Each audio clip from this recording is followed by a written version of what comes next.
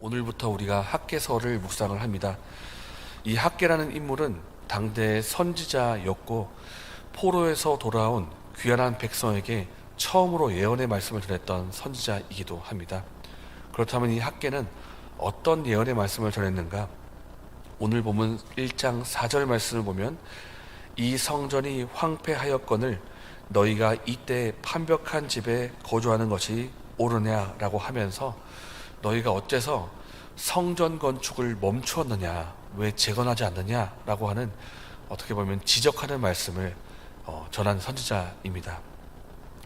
당시에 이 선지자가 예언의 말씀을 이렇게 전했던 이유는 성전 건축이 시작이 되었다가 한때 중단이 되었는데 중단된 이유로 재건을 하지 않았기 때문입니다.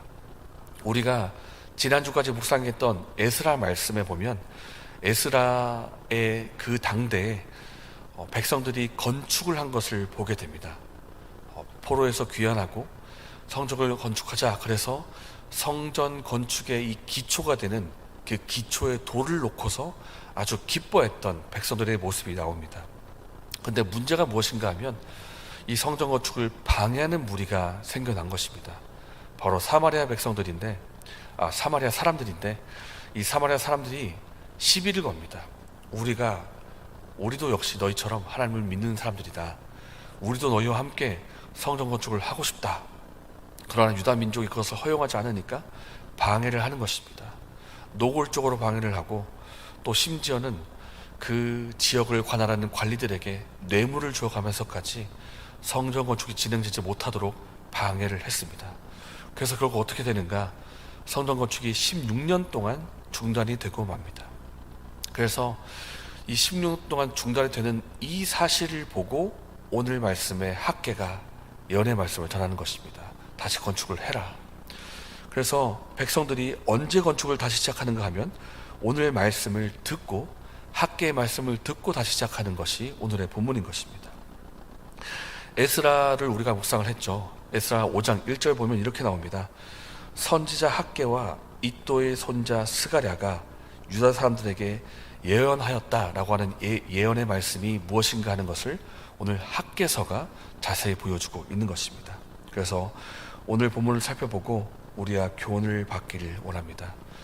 먼저 학개가 전하는 말씀은 16년 동안 성전 재건이 중단된 이 사실을 두고 문제를 지적하는 부분입니다. 4절입니다.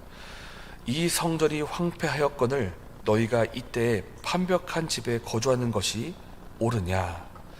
성전이 황폐하였거늘 이라는 말씀은 성전 재건이 중단된 채로 내버려진 그 모습을 두고 하는 말입니다. 왜 중간에 내버려 두었느냐, 이렇게 황폐되어 있지 않느냐, 이렇게 말씀을 하고 있고, 그리고 판벽한 집이라는 것은 지붕과 벽이 아주 잘 갖추어진 집을 말하는 것입니다. 지붕이 있고 벽이 다 있어서 아주 튼튼하게 잘 갖추어진 집을 보고 판벽한 집이다, 이렇게 말씀하고 있는데, 오늘 본문은 특히 이 4절은 집이라는 단어를 가지고 아주 비꼬듯이 말하고 있습니다. 우리가 아는 것처럼 성전은 하나님이 거하시는 집이지 않습니까? 하나님의 집이 있고 사람들의 집이 있는데 이 집이라는 단어를 가지고 비꼬듯이 말을 하는데, 이 의미를 살려서 말하면 이런 뜻이 됩니다. 이 집이, 하나님의 성전이 이렇게 황량한데, 황폐한데 너희가 번듯한 집에 살고 있는 이게 지금 맞는 거냐? 하나님의 집이 지금 이런 상태인데 너희가 지금 이 집에 거하는 것이 맞는 거냐? 건축해야 되지 않느냐? 이렇게 말씀하고 있는 것입니다. 그렇다면 당시의 백성들은 왜 재건하지 않았고 그들의 백성들의 마음은 어떤 마음이었을까 하는 것이 2절에 나와 있는데요. 함께 2절의 말씀을 읽겠습니다. 만군의 여호와가 이같이 말하여 이르노라. 이 백성이 말하기를 여호와의 절을 건축할 시기가 이르지 아니하였다 하느니라. 백성들은 여러 가지 사정이 있었습니다. 그들이 건축을 하지 않으렸던 것도 아니고 건축을 시작을 했지만 사마리아인들의 방해 때문에 건축이 중단이 된 것입니다. 그 중단되는 가운데 재건하지 않았던 것은 이유가 있죠. 방해를 하는데 어떡합니까?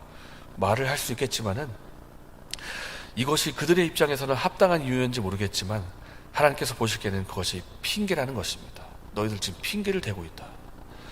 그러면서 그 불순종의 결과가 무엇인가 하는 것을 6절에서 말씀하고 있습니다. 너희가 많이 뿌릴지라도 수확이 적으며 먹을지라도 배부르지 못하며 마실지라도 흡족하지 못하며 입어도 떼뜻하지 못하며 일꾼이 삭슬 받아도 그것을 구멍 뚫어진 전대에 넣음이 되느니라. 너희가 스스로 그렇게 잘 사려고 애를 쓰고 땀을 흘리는데 그것이 과연 열매가 있느냐? 마치 구멍이 뚫린 자루처럼 들이붓곤 있지만 남는 게 없는 것 같은 그런 삶을 너희가 살고 있지 않느냐? 이유가 무엇인지 아느냐? 너희가 말씀에 불순종하고 있기 때문이다. 너희가 하나님의 성전 건축하는 것에는 관심이 없고 너희가 너희 집을 세우는 데에만, 잘 먹고 잘 사는 데에만 관심이 있기 때문이다. 그래서 너희가 풍족한 삶을 살고 있지 못하다. 그렇게 말씀하고 있습니다. 9절 보니까 이런 말씀도 나옵니다. 너희가 많은 것을 바라지만 왜 소유가 적은지 아느냐? 내가 불어버렸기 때문이다. 이게 우리가 이렇게 여러 가지 모아놓지 않습니까? 그런데 하나님이 후 불어버리면 다 날아간다는 것입니다. 너희가 그렇게 애쓰며 힘쓰며 모으고 있지만 내가 불어버렸기 때문에 너희가 소유가 적은 것이다. 그렇게 말씀하고 있는 것입니다. 그리고 우리가 오늘 말씀을 통해서 받을 수 있는 교훈이 몇 가지가 있지만 근본적인 교훈을 볼 수가 있다면 이것입니다. 하나님 말씀을 떠나서 불순종하는 삶을 살면 결국 풍성한 삶을 살지 못한다는 것입니다.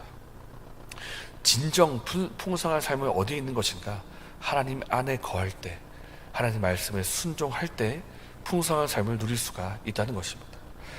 학개서 당시에 하나님의 뜻은 무엇이었습니까? 성전을 다시 건축하는 것이었습니다. 그런데 성전 건축을 그들이 어떻게 합니까? 그 말씀에 대해서 외면하고 자기 일에 바빴습니다.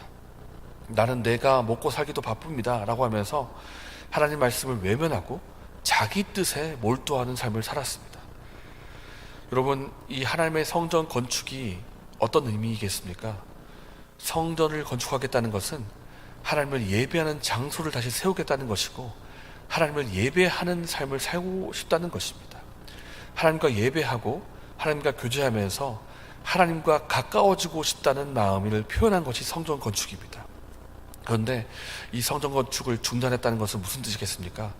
우리는 하나님에게 별로 관심이 없습니다. 하나님 말씀에 순종하는 것에 또 별로 관심이 없습니다. 나는 내 삶에만 관심이 많습니다 라는 뜻을 삶으로 표현한 것입니다. 그렇게 하나님을 떠나서 스스로 풍성한 삶을 살아보려고 악착같이 살아보지만 결과가 어떻습니까? 오히려 풍성한 삶을 살지 못하고 결핍을 느끼는 삶을 살게 된다라는 것입니다. 자루에 곡식을 들이붓습니다. 그런데 돌아서고 나니까 곡식이 없습니다. 창고에 돈을 들이붓습니다. 그런데 시간이 지나고 나니까 돈이 어디로 가는지 별로 없는 것입니다. 이유가 무엇입니까? 노력이 부족해서일까요? 아닙니다. 그렇게 들이붓고 있는데 노력이 부족해서가 아닙니다. 그 이유가 무엇인가? 하나님을 외면한 채, 하나님 말씀에 불순종한 채 나 스스로 풍성한 삶을 살아보려고 애쓰고 있기 때문입니다. 생명의 근원 되신 하나님을 떠나서 스스로 생명을 누리려고 하니까 생명이 누려지지가 않는 것입니다. 이 말씀을 가지고 우리의 삶을 한번 돌아보기를 원합니다. 하나님께서 우리에게 말씀하고 있지만 내가 외면하고 있는 말씀은 없습니까? 스스로 생각합니다. 지금은 말씀에 순종할 때가 아니야. 지금은 말씀에 순종할 상황이 아니야 라고 하면서 말씀에 불순종하고 내 뜻에 몰두하고 있지는 않습니까? 하나님께서 오늘 말씀하십니다. 이 뜻에 순종하라고 말씀을 하시고 하나님 안에 거하라고 말씀을 하십니다. 요한복음에서 예수님께서 말씀하십니다. 나는 포도나무요 너희는 가지라. 그가 내 안에 내가 그 안에 거하면 사람이 열매를 많이 맺나니 나를 떠나서는 너희가 아무것도 할 수 없습니다. 우리가 하나님 안에 있을 때, 말씀 안에 거할 때 우리가 진정 풍성한 삶을 살아갈 수가 있습니다. 그러므로 사랑하는 여러분, 우리가 하나님 안에 거하면서 그 말씀에 순종함으로 열매 맺는 저 여러분 되시기를 예수님의 이름으로 축복합니다. 이 시간 말씀을 생각하면서 기도하겠습니다. 하나님, 우리가 생명의 근원 대신 하나님 안에 거하게 하여 주시옵소서. 하나님 안에 거하면서 하나님이 주시는 생명을 받아 그 풍성함을 누리는 삶을 살게 하여 주시옵소서.